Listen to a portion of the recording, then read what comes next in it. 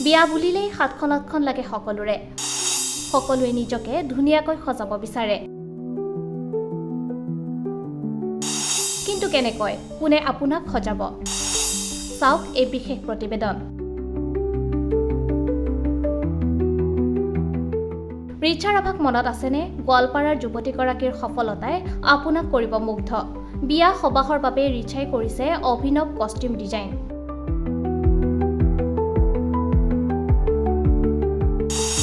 এও গোৱালপাৰাৰ ৰিচা ৰাভা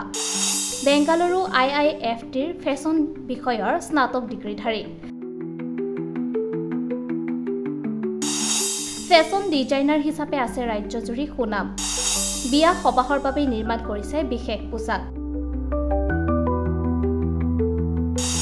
প্ৰথমতে চাওক এই ছবিসমূহ